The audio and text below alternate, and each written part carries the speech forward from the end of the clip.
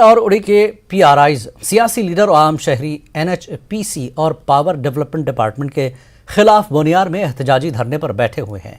मुजाहिरीन का कहना है कि 3 साल के दौरान बिजली के बिलों में कई गुना इजाफा कर दिया गया और उसके बावजूद आज भी बिजली कटौती का संगीन मसला उन्हें दरपेश है। बिजली कब आती है कब जाती है कुछ पता नहीं चलता और इस मसले के हल का मुतालबा करने के लिए उन्हें सड़कों पर आना पड़ा। इस पहाड़ी खित्ते में शेड्यूल के मुताबिक बिजली सप्लाई करने की बीडीसीज और डीडीसीज ने मांग रखी है। मुजाहिरीन का इल्ज़ाम है कि 3 दिनों तक भूख हड़ताल के बावजूद आला हुक्काम से किसी ने उनसे मुलाकात करने की न ही जहमत की और न ही कोई उनकी शिकायत सुनने को तैयार है।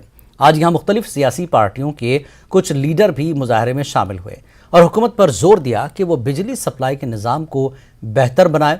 मुजाहिरीन ने धमकी दी कि अगर महकमे बिजली ने इलाके में बिजली सप्लाई बहाल न की तो एहतजाज में शिद्दत लाई जाएगी।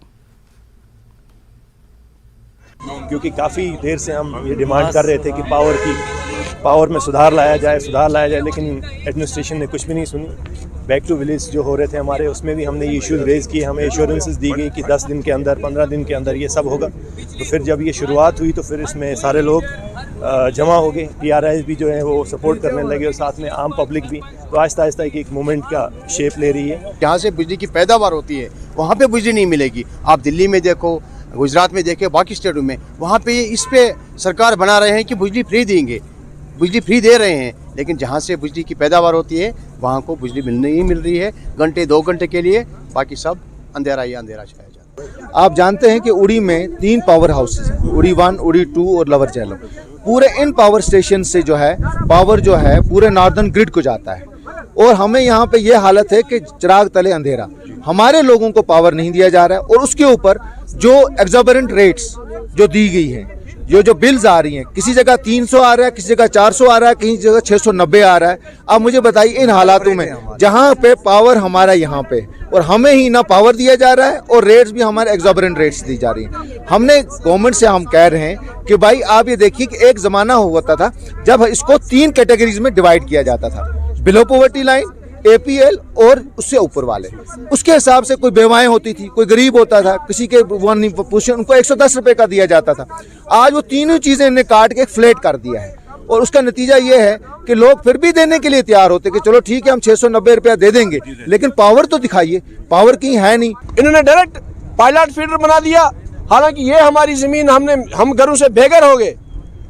उस टाइम इन्होंने हमारे साथ एग्रीमेंट्स किए। मैं वो पेपर भी आपको शो कर सकता हूँ।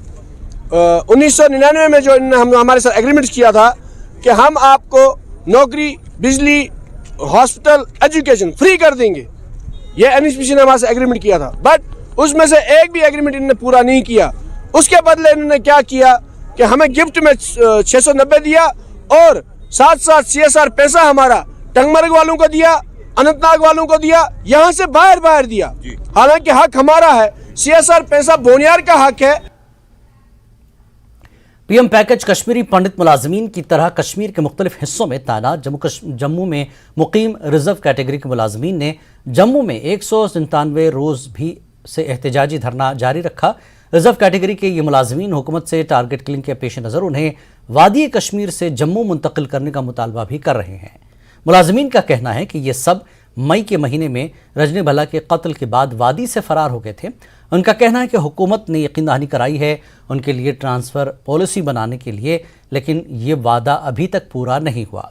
उनका ये भी कहना है कि रिज़र्व कैटेगरी के कई मुलाजमीन की तनख्वाहें रोक दी गई हैं, जिसकी वजह से उन्हें काफ़ी परेशानियों का सामना है।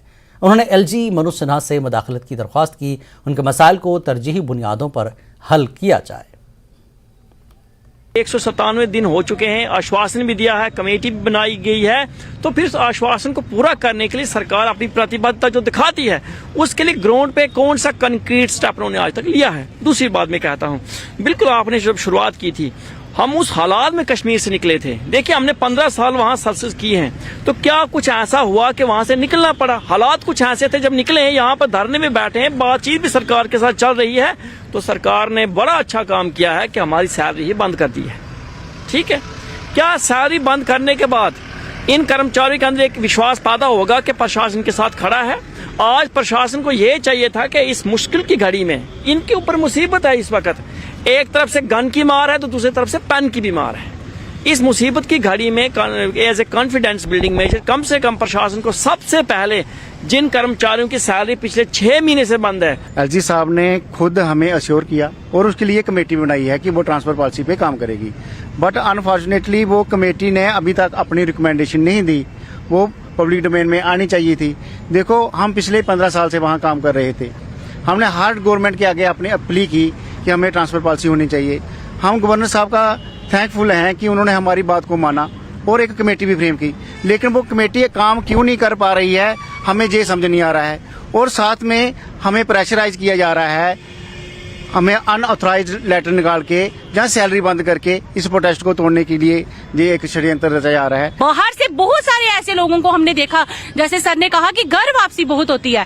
घर वापसी तो आप छोड़िए, बाहर से भी बहुत सारे लोग हैं जो जम्मू कश्मीर में आकर शरणार्थी बने हैं, इनको आप कंधों पे ले लेके घूम रहे हो। तो हम लोग जो जम्मू के रहने वाले हैं और कश्मीर के अंदर अपनी सेवाएं प्रदान कर रहे हैं, हम आपको ये कह रहे हैं कि भाई हमें वहां से यहाँ ट्रांसफर कीजिए, ट्रांसफर पॉलिसी बनाइए, सूटेबल कॉम्प्रिहेंसिव ट्रांसफर पॉलिसी बनाइए। तो क्या उसके लिए आप हमारे लिए कुछ सीरियस